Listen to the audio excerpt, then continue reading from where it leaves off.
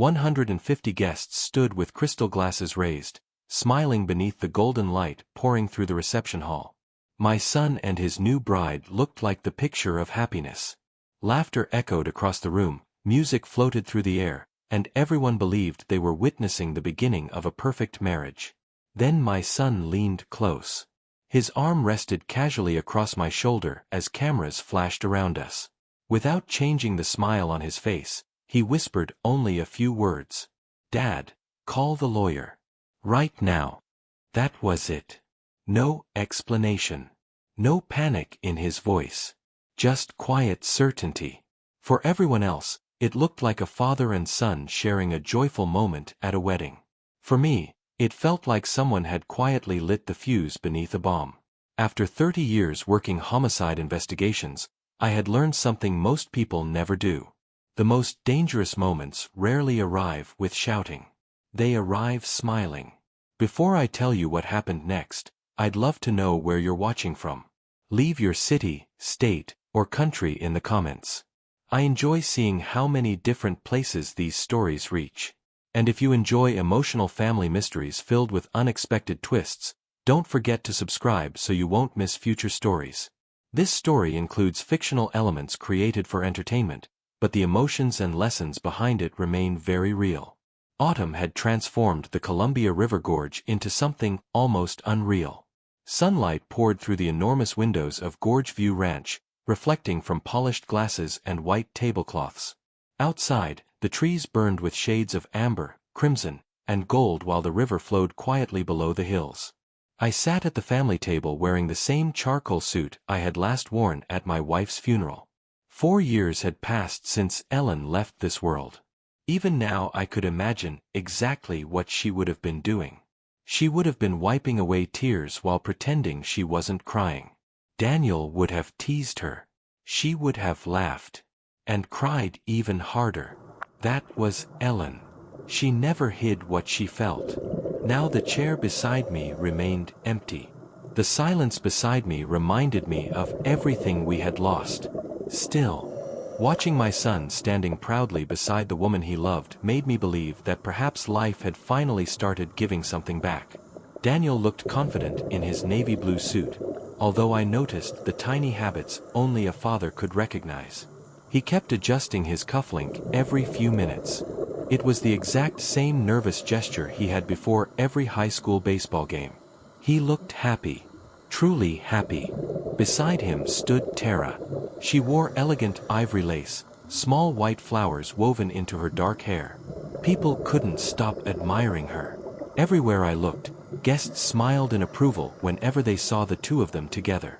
She held Daniel's hand with both of hers and looked at him as though nobody else existed. From a distance, they looked perfect. Nearly 150 guests filled the reception hall.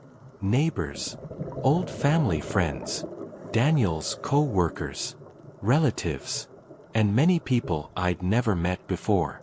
Most of those unfamiliar faces belonged to Tara's side.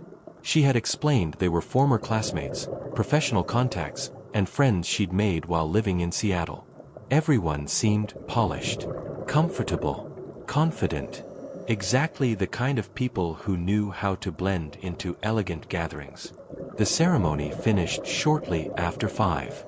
Servers moved between tables carrying trays of appetizers while soft instrumental music drifted through the speakers. Conversations spread naturally across the room. The maid of honor delivered an emotional toast that had everyone laughing 1 minute and quietly wiping their eyes the next. Then Tara lifted her own glass. She thanked everyone for welcoming her into the family and spoke about finally finding the man she had waited her entire life to meet. As she spoke, I watched Daniel. His face softened. There was peace there. The kind every parent hopes to see in their child. Applause filled the room. Champagne glasses touched. Music grew louder. People gathered around the newlyweds. I reached for my drink. That's when Daniel appeared beside me. He slipped one arm comfortably around my shoulders. To everyone watching, it looked like a proud son embracing his father. Without looking directly at me, he quietly whispered, "Dad, call the lawyer." Right now. My fingers tightened around the champagne flute. Years of police work kept my face completely calm. No surprise. No reaction. Nothing. Only my heartbeat betrayed me. Daniel squeezed my shoulder once. Then smiled toward several coworkers calling his name. Within seconds he disappeared into the celebrating crowd. Anyone watching would have believed everything was perfectly normal. I carefully placed my glass on a nearby table. Slowly, naturally, I surveyed the room. Not searching. Observing. Exactly the way I had examined countless crime scenes throughout my career. Every conversation. Every movement. Every face. Tara stood near the windows speaking with two women. She laughed warmly and rested her hand gently on one woman's arm. Everything about her appeared effortless, kind, relaxed. For 18 months she had been part of Daniel's life. During that time I'd watched her dozens of times. Today, for the first time, I wasn't looking at my future daughter-in-law. I was studying a possible suspect. A familiar feeling settled deep inside me. Not fear. Not anger. Recognition. The same instinct that had quietly warned me countless times before discovering uncomfortable truths. I reached into my pocket and unlocked my phone. My thumb stopped over one contact. Patricia Owens. Our family attorney for 2 decades. She had helped Ellen and me organize every major financial decision we'd ever made. If Daniel wanted me calling anyone, it had to be her. Before pressing the number, another guest congratulated me. I smiled, thanked him, posed for another photograph, played the role expected of me. Only then did I quietly excuse myself and step into the hallway outside the reception room. The celebration became muffled behind the closed doors. I dialed Patricia. 4 rings. Voicemail. Patricia, I said calmly after the tone. It's Bob Callahan. Please call me tonight. It's about Daniel. It's urgent. I ended the call. For several seconds I simply stood there, breathing slowly. 30 years earlier I had learned something every detective eventually understands. When you don't know what's happening, don't panic. Observe. Think. Wait. I straightened my jacket and walked back into the reception. Across the room Tara reached Daniel, slipped her hand into his, and whispered something that made him smile. She glanced toward me. Our eyes met. She smiled warmly. I returned the smile. Neither of us looked away first. Outside, the Columbia River breeze cut through the evening air as I stepped onto a quiet stone pathway beside the venue. The cold wind helped clear my thoughts. My phone buzzed. Patricia was calling back. Bob, she answered immediately. What's going on? I kept my voice low. Daniel told me to call you during his own wedding reception. There was silence. What exactly did he say? Call the lawyer right now. Nothing else. Another pause. Do you think something happened with the family accounts? She asked. I honestly don't know. Then don't accuse anyone, Patricia replied. Not tonight. Get facts first. Then we'll decide what comes next. I understand. I'll be available first thing tomorrow morning. After ending the call, I remained outside for another minute, listening to the river and distant music drifting from the ballroom. A memory returned. Years earlier Ellen had once said to me while washing dishes, "You've spent your career reading criminals. Don't stop paying attention just because you've retired." At the time I laughed. Now those words echoed louder than ever. Because somewhere behind those ballroom doors, my son had asked me for help. And I intended to discover exactly why. I walked back into the reception as though nothing had happened. The music had grown louder. The dance floor was filling quickly, and guests were laughing with the carefree excitement that only weddings seem to create. No one noticed the weight sitting in my chest. No one knew my son had just asked me to call a lawyer during what should have been the happiest night of his life. Daniel and Tara stepped onto the dance floor for their first official dance. The spotlight followed them as the room slowly quieted. They moved together perfectly. Tara rested her head against Daniel's shoulder while he wrapped an arm gently around her waist. To every guest in attendance, they looked deeply in love. But when Daniel briefly lifted his eyes toward me, I saw something completely different. The smile remained. His eyes did not. Behind them was tension. Not fear. Control. The look of someone forcing himself to keep performing. My instincts sharpened. Something was terribly wrong. I returned to my table and pretended to enjoy the evening. Kevin Marsh, Daniel's closest friend since college, slid into the chair beside me carrying another drink. His tie was already loose. His face was bright with celebration. He raised his glass. "Quite a couple, huh, Mr. Callahan?" I smiled politely. "They certainly seem happy." Kevin laughed. "I knew they'd end up together the first day I introduced them." Those words immediately caught my attention.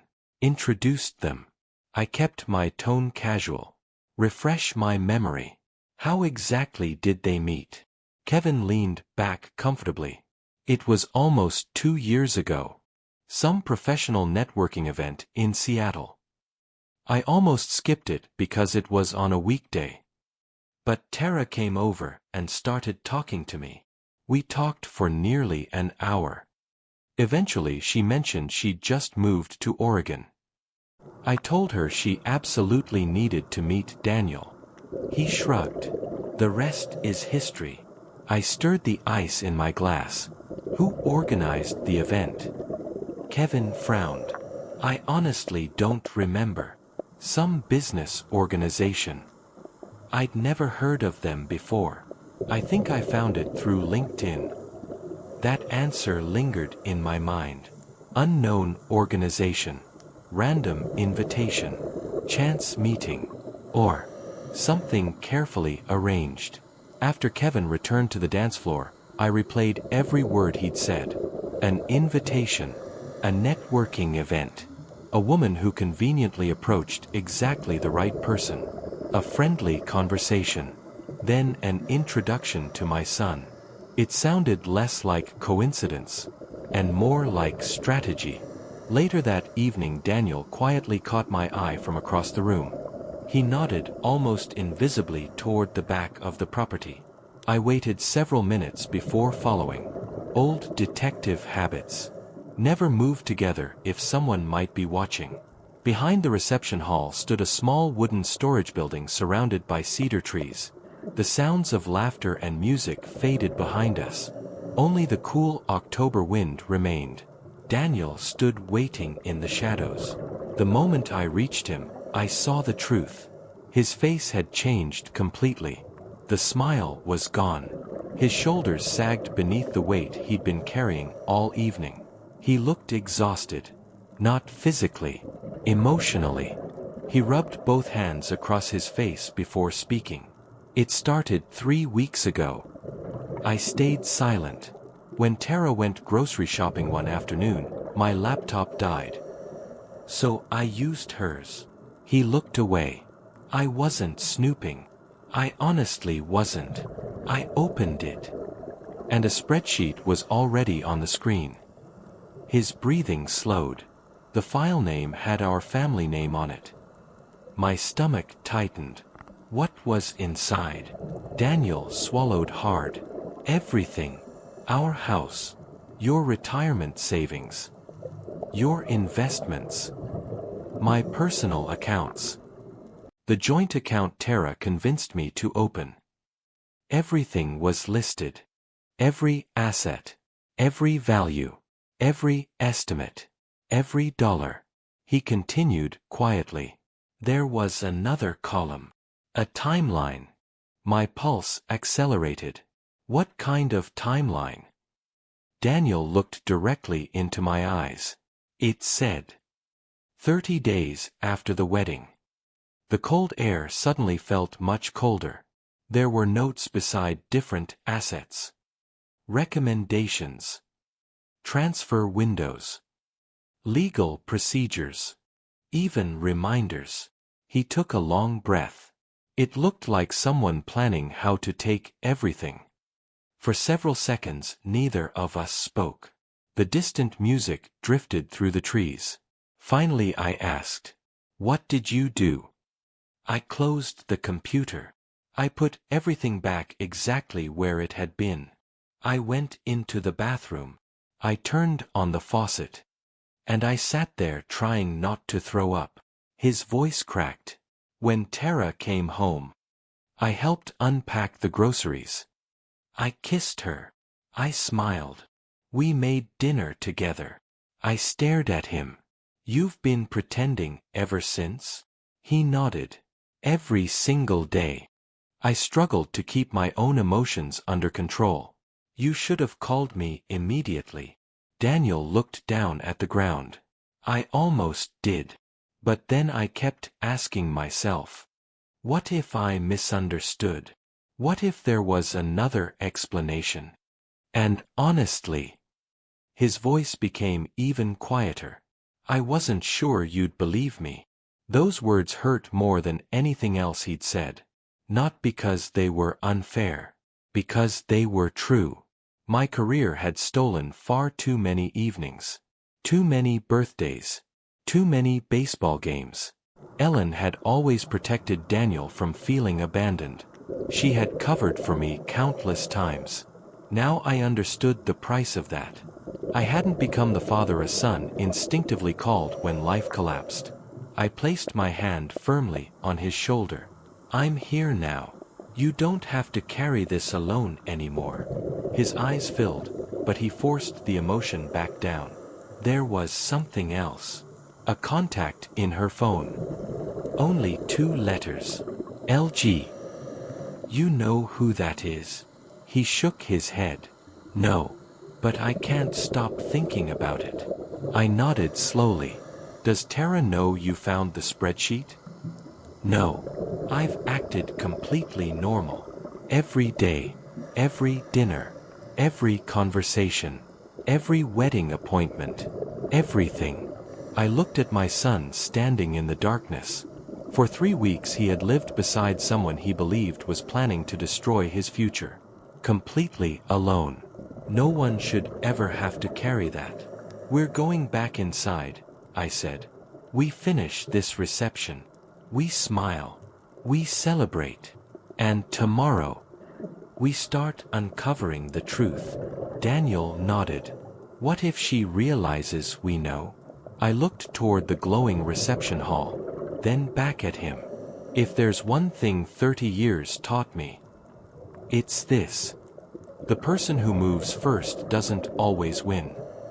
The person who knows the whole story does." We returned separately. Daniel entered first. I followed several minutes later. Inside, the party continued exactly as before. The DJ had everyone dancing. Champagne flowed freely. Guests laughed without a care in the world. No one could possibly imagine that the groom had just revealed an elaborate plan to steal his family's future. I skipped the champagne this time. Water only. My head needed to stay clear. Standing near the edge of the ballroom, I quietly watched Tara. She moved naturally from group to group. Listening. Laughing. Remembering names. Touching someone's arm at exactly the right moment. She knew precisely how to make people feel important. She eventually walked toward me carrying another glass of champagne. "There you are," she smiled. "Hiding again?" I laughed lightly. "Old detective habit.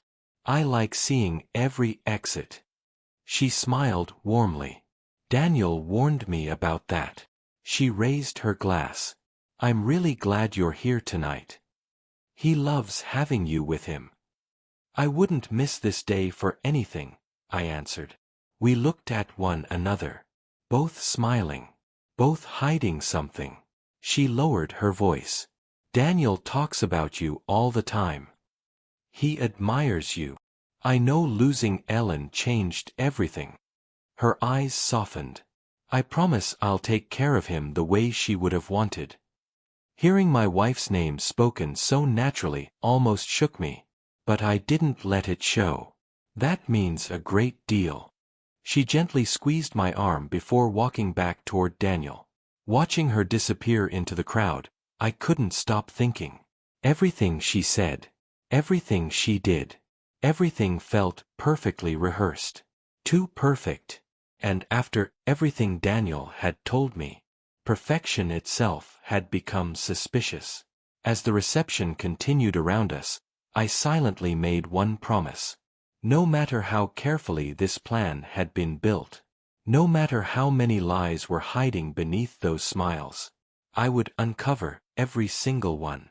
The reception finally came to an end just before midnight. Guests hugged the newlyweds one last time before making their way toward the parking lot. Laughter slowly faded into the cool autumn night as engines started and headlights disappeared down the winding road.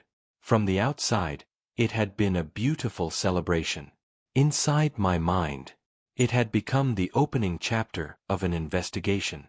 I drove home alone through the Columbia River Gorge, keeping both hands steady on the wheel while my thoughts raced far faster than the car itself. The roads were nearly empty. Normally, I enjoyed late-night drives through Hood River. Tonight, I barely noticed the scenery. Every mile brought me back to the same questions. Who was LG? Why had Tara spent months documenting every family asset? And why had Daniel carried this burden alone for 3 long weeks? By the time I pulled into my driveway, the dashboard clock read 11:47 p.m. The house stood exactly as I had left it. Dark, quiet, lonely. Ever since Ellen passed away, I always left one light burning in the kitchen. Coming home to complete darkness had become something I couldn't tolerate. I unlocked the front door, tossed my keys onto the counter, and stood there listening to the silence. The wedding suit suddenly felt much heavier than it had only a few hours earlier. I poured myself a glass of bourbon, then set it on the counter untouched. My head needed to stay clear. Not tonight. Instead, I walked into the small office Ellen used to call her craft room. Most of her supplies were gone now, but one thing had never moved. Her photograph. She was standing beneath our apple trees, laughing at something I'd said while taking the picture years earlier. Every time I looked at it, I remembered the woman who always noticed things before anyone else. I lowered myself into the desk chair. Without really thinking about it, I opened the bottom drawer. Inside lay Ellen's old cell phone. I hadn't looked through it in years. After charging it for a few minutes, the screen slowly came alive. Her wallpaper appeared. Daniel on his college graduation day. Still smiling exactly the way his mother loved most. I wasn't searching for anything specific. Just looking, scrolling through old conversations, family messages, photos, memories. Then one conversation stopped me cold. It was between Ellen and her closest friend, Beverly. The date was almost 18 months earlier. One message caught my attention immediately. Daniel's new girlfriend is lovely, but something about her feels rehearsed. Maybe I'm imagining it. I read it twice. Then again. Another message followed a few weeks later. Bob doesn't see it. Maybe I'm simply being overprotective, but my instincts keep bothering me. I leaned back slowly. Ellen had sensed something. Long before anyone else. Long before Daniel ever found that spreadsheet. I closed my eyes. You saw it. I whispered toward the photograph. And I didn't. A wave of regret settled over me. During my years as a detective, I trusted instinct more times than evidence. Yet when it came to my own family, I'd ignored both. The following morning, I was awake before sunrise. Coffee brewed while I reviewed every financial document I could find. Property deeds, retirement records, investment statements, trust documents. Every file Patricia had helped Ellen and me organize over the years. Nothing looked unusual. But Daniel's discovery meant someone else had somehow gathered this information already. Around 7:15, my former partner, Pete Garza, pulled into the driveway. Pete had spent 35 years beside me solving murders before both of us retired. If there was anyone I trusted without question, it was him. He walked into the kitchen carrying a folder beneath one arm. "You look terrible," he said. "I've looked worse." He smirked. "Barely." After pouring himself coffee, Pete placed the folder between us. "I started checking the initials you gave me." "LG." He opened the file. A driver's license photograph stared back at me. Middle-aged. Gray beginning to show around the temples. Sharp eyes. I recognized him instantly. The man I'd noticed sitting alone at the wedding reception. "So who is he?" I asked. Pete nodded. "Liam Garrett." The name landed heavily. Liam worked for years as a legal assistant at an estate planning firm. I frowned. "Estate law?" Pete nodded again. He specialized in trusts, inheritance paperwork, and probate cases. My pulse quickened. The exact knowledge someone would need to move family assets legally. What happened to him? He was dismissed several years ago. For what? Pete slid another page across the table. Altering legal documents. He avoided criminal charges, but his career was finished. Neither of us spoke for several seconds. Finally I asked, "And Tara?" Pete opened another file. Finance degree. Worked briefly in wealth management. Then started consulting independently.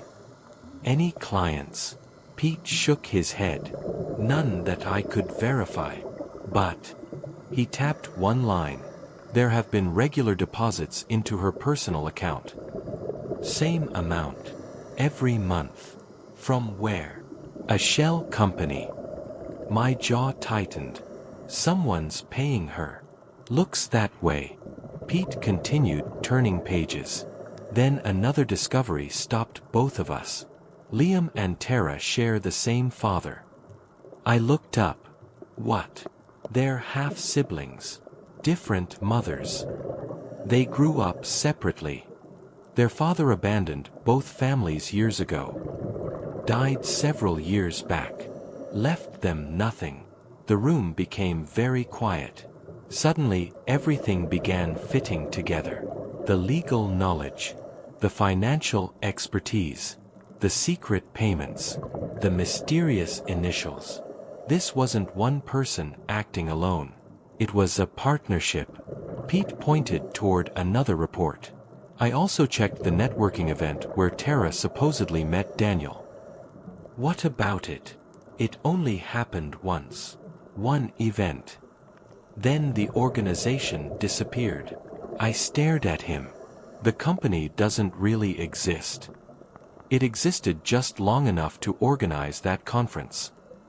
And afterward, it vanished. Neither of us needed to say the obvious conclusion.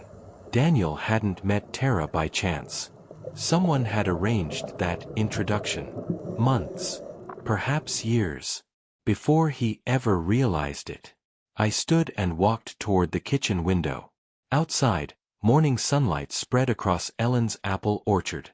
Everything looked peaceful, normal. Yet inside my own home, the truth kept growing darker. Pete remained silent. He knew me well enough to let me think.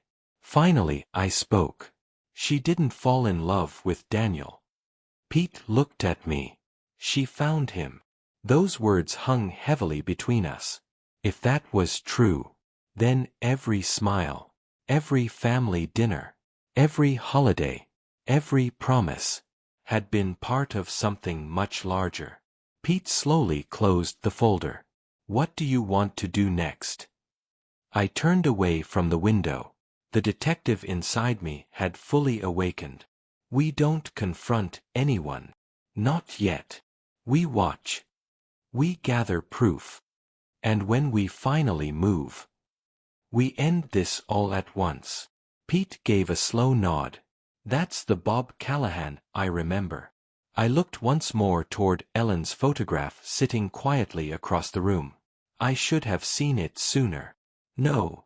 Pete answered gently. You see it now. And that's what matters. I wasn't sure I believed him.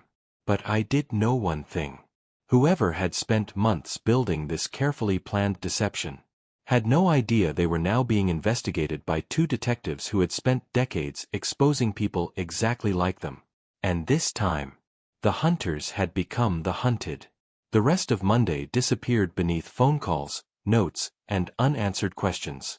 By evening, my kitchen table no longer looked like the dining table Ellen and I had shared for more than 3 decades. It looked like a command center. Folders were stacked neatly in one corner. Property records covered another. A yellow legal pad sat directly in front of me with 3 names written across the top. Tara Sinclair. Liam Garrett. Unknown financier. 3 names. 1 operation. Somewhere between them lay the truth. Just after 6:30, my phone rang. Pete. I've got something. His voice carried the same calm urgency I'd heard hundreds of times during our years on homicide. I'm listening. I followed the money. I grabbed my notebook. The shell company sending monthly payments to Tara. It isn't random. Go on. The company received several large deposits over the last 2 years. All from another corporation registered under a different name.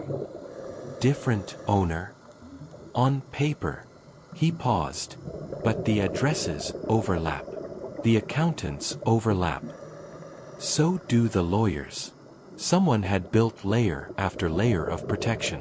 Exactly the kind of financial maze designed to discourage anyone from digging deeper. Can you identify who's behind it? Not yet. But whoever they are, they've spent years making sure nobody finds them. After ending the call, I stared through the kitchen window. Rain had begun falling over the orchard. Water rolled slowly down the glass while memories crowded my mind. 30 years investigating murders had taught me that criminals often believed complexity protected them. It didn't. Every lie eventually connected to another. Every secret left footprints. The trick was simply finding the first one. Tuesday morning arrived gray and cold. Daniel came to the house before work. He looked exhausted. Dark circles framed his eyes. His smile disappeared the moment the front door closed. Without speaking, he sat across from me. I poured fresh coffee for both of us. Finally, he broke the silence. She asked about the joint account. I looked up immediately.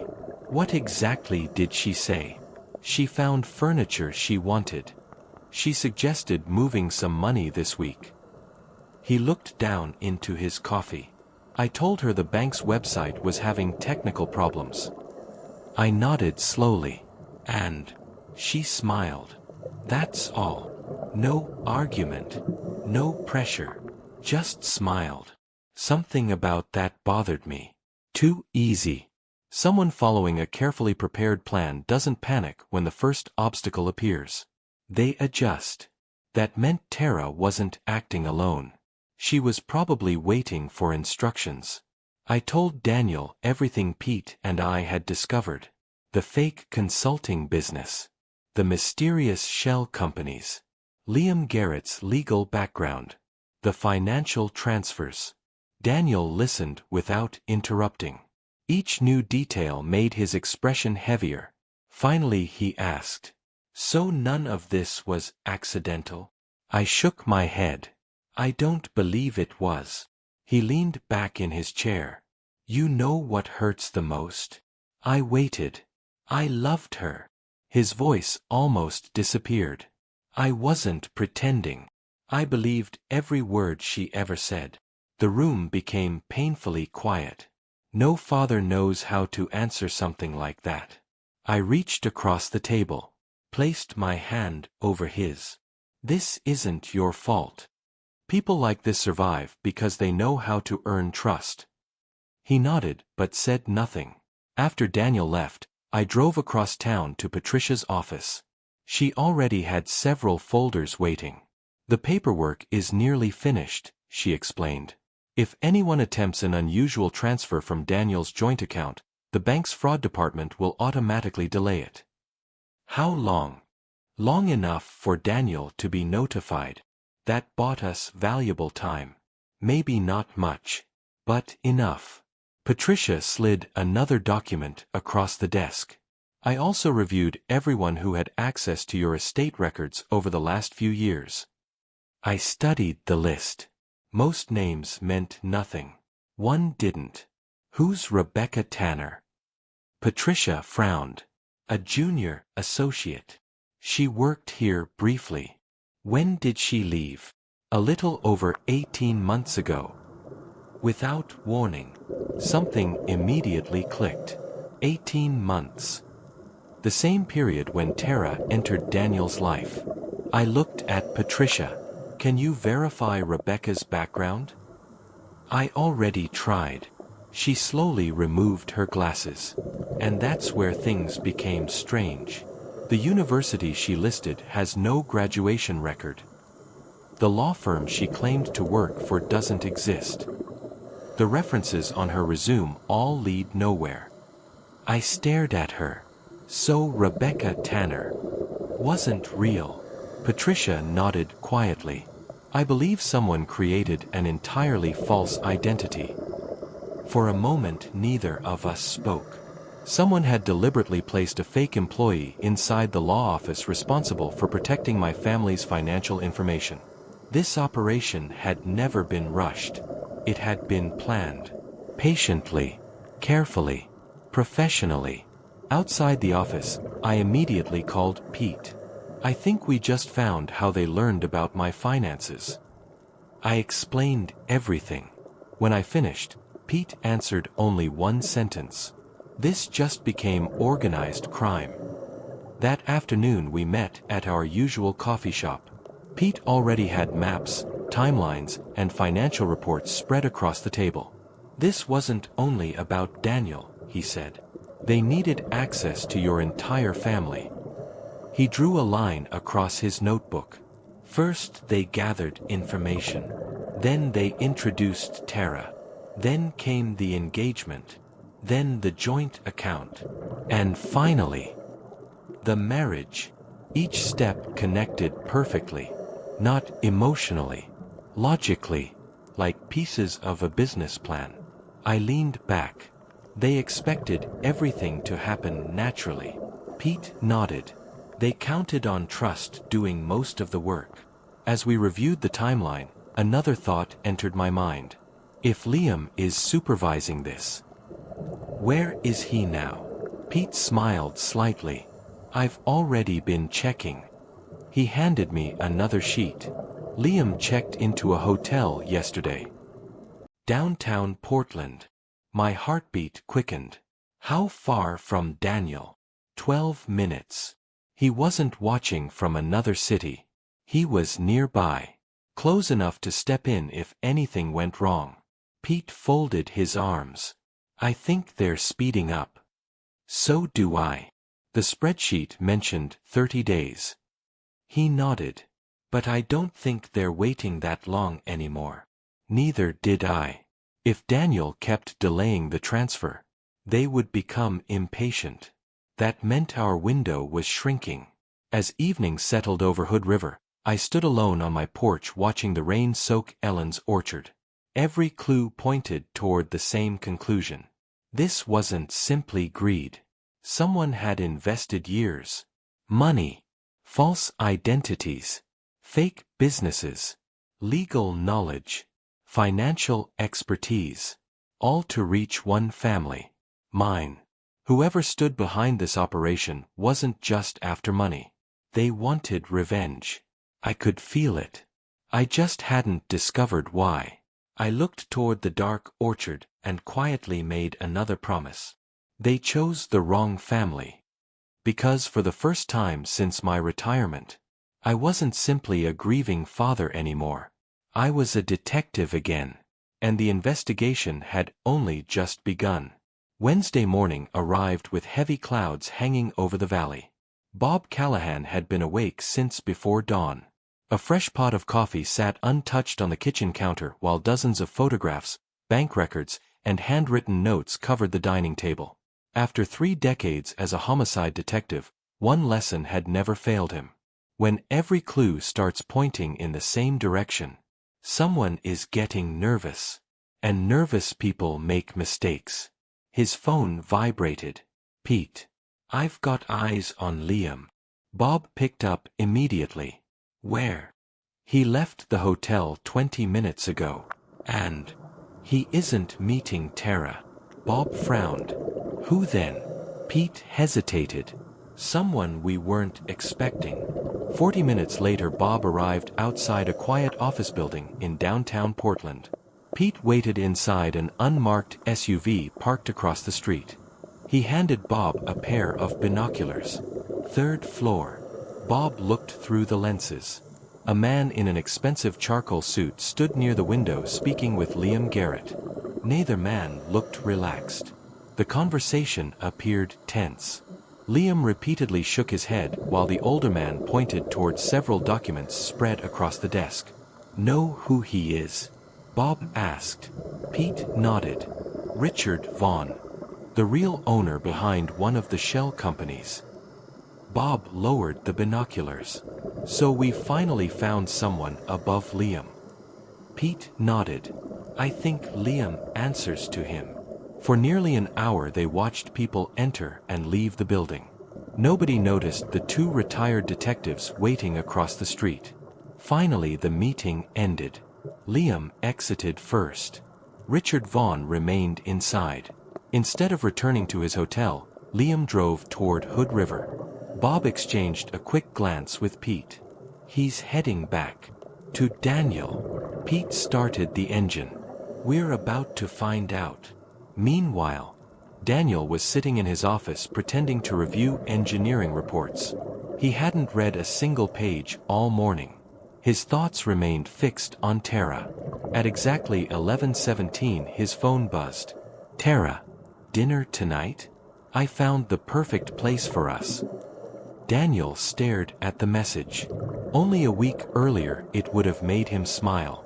Now every word felt calculated. He answered exactly as Bob had advised. Sounds good. Looking forward to it. Seconds later another message arrived. Love you, Red Heart. Daniel slowly locked his phone. For the first time in his life, those words no longer brought comfort. That afternoon Bob received another unexpected phone call. It was Patricia. You need to come to my office. Now. Her voice sounded unusually tense. Within 30 minutes Bob walked through the front door. She silently handed him a single envelope. No return address. Inside was one photograph. Nothing else. Bob's heart nearly stopped. The picture showed him standing beside Ellen's grave only 3 weeks after her funeral. Someone had taken the photograph from a distance. He turned it over. 3 handwritten words covered the back. We see everything. For several seconds neither of them spoke. Patricia finally whispered. They know you're investigating. Bob nodded slowly. No. They know much more than that. They've been watching us. That evening Bob met Pete at the orchard behind his house. The air smelled of wet earth and apples. Pete studied the photograph carefully. This changes things. Bob folded his arms. They're trying to intimidate us. Pete nodded. Which means we're getting close. Bob looked toward the dark tree line. If they're watching, I want them to keep watching. Pete smiled. You've got an idea. Bob's expression hardened. I think it's time we gave them something to believe. Later that night Daniel and Tara finished dinner together. The conversation felt surprisingly normal. She laughed. She talked about future vacations. She discussed decorating the house. Anyone watching would have believed they were an ordinary newly married couple planning a happy future. As they walked toward the parking lot, Tara slipped her hand into Daniel's. I've been thinking, she said softly. What about? We should combine everything. Daniel forced a smile. What do you mean? Our finances. Our investments. Our future. She looked into his eyes. It'll make life easier. Daniel's pulse quickened. Here it was. The moment Bob had predicted. He gently kissed her forehead. I agree. Her smile widened. But let's wait until after our honeymoon. For just a fraction of a second, her smile faded. It was gone almost instantly. But Daniel saw it. So did the security camera mounted above the restaurant entrance. She recovered beautifully.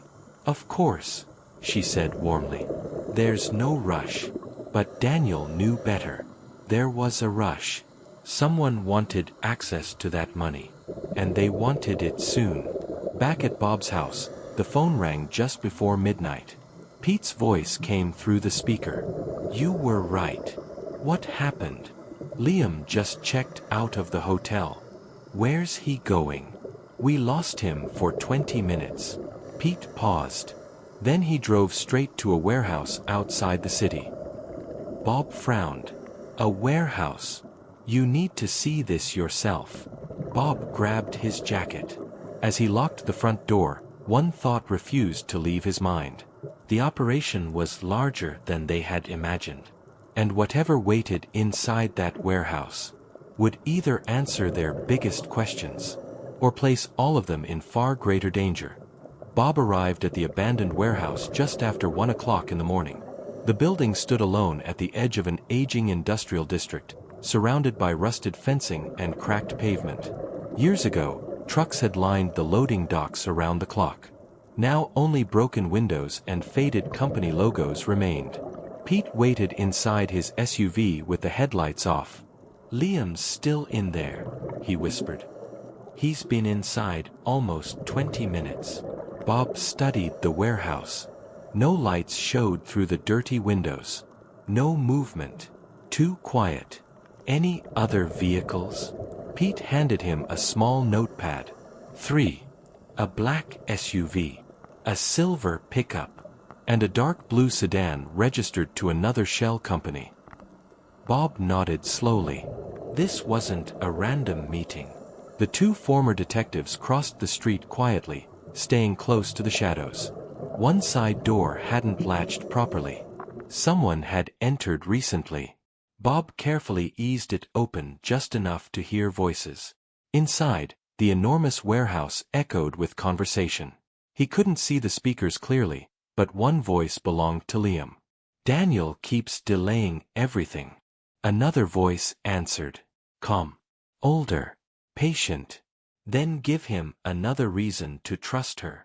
Bob recognized neither the voice nor the face hidden beyond a row of stacked crates. The speaker continued.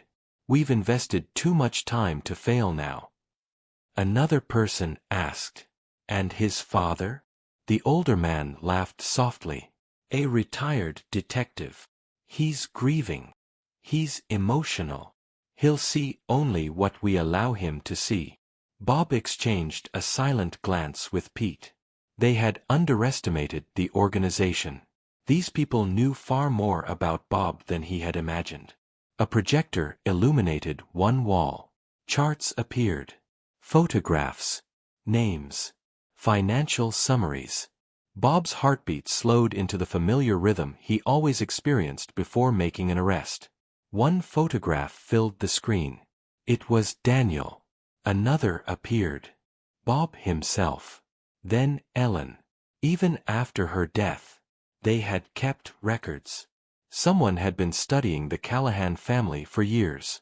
The realization hit Bob like a punch. This operation hadn't begun when Tara met Daniel. It had started long before that. Suddenly Liam pointed toward another photograph. This is tomorrow's schedule.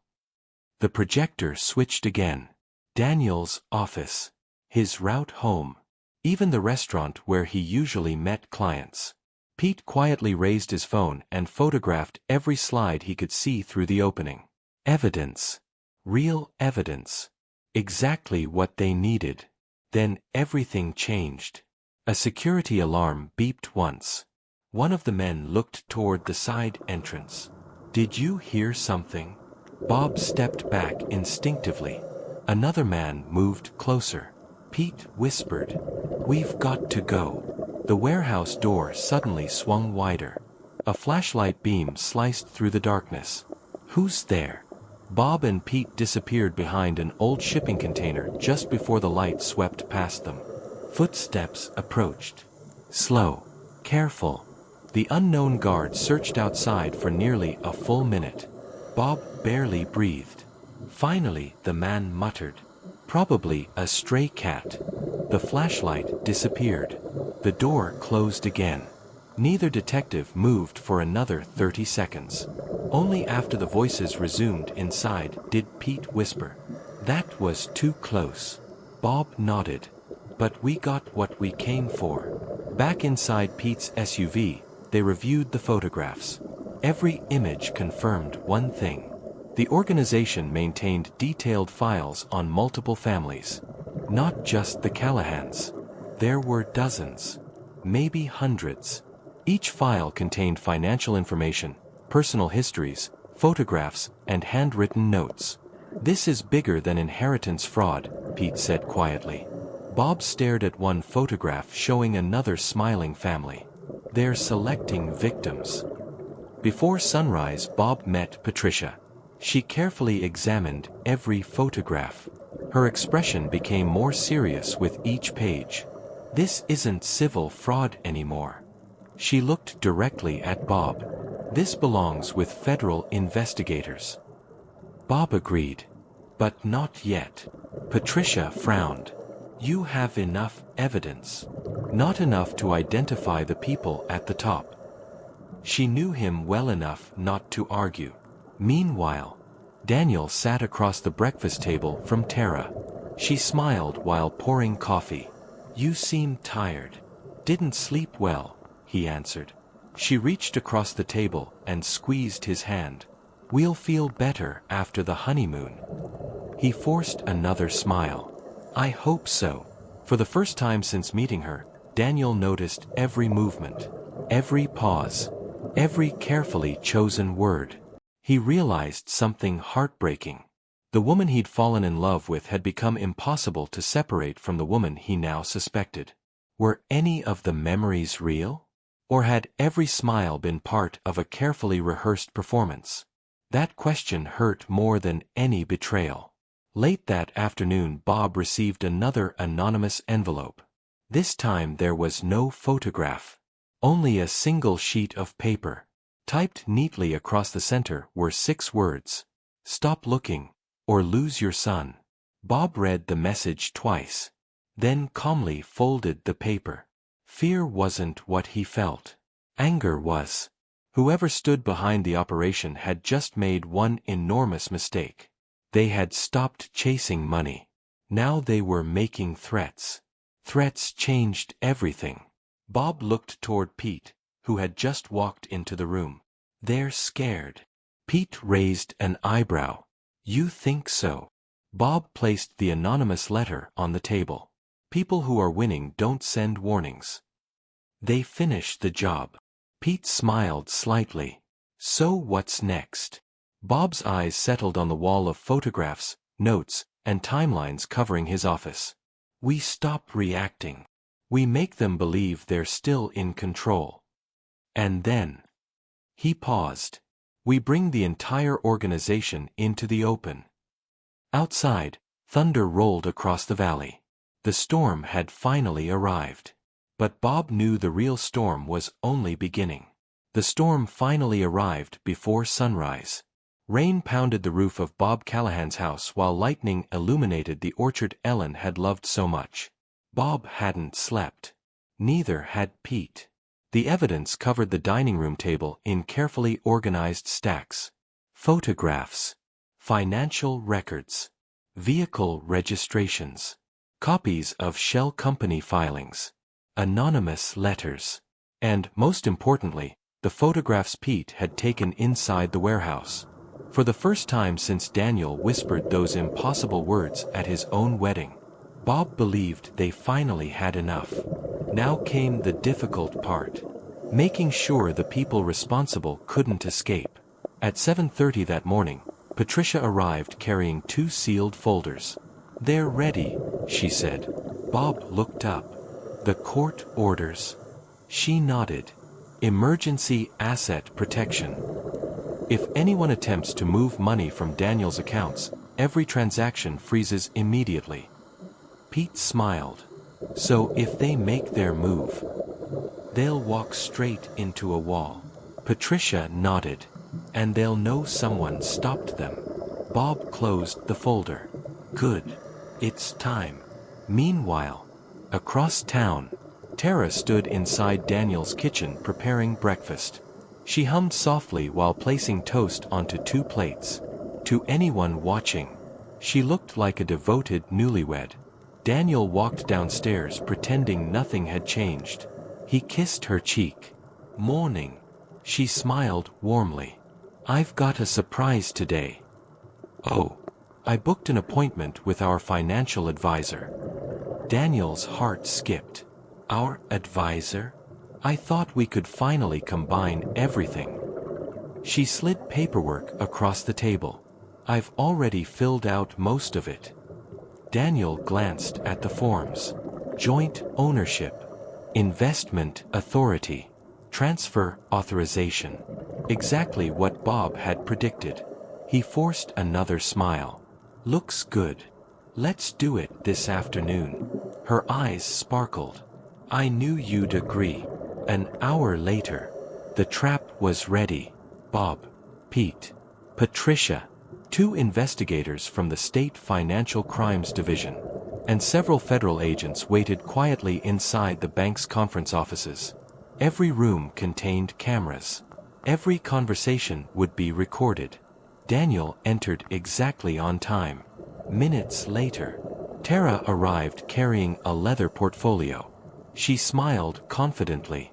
Everything appeared normal. She had no idea the meeting had already become an investigation. The banker greeted them politely. "Let's review the documents."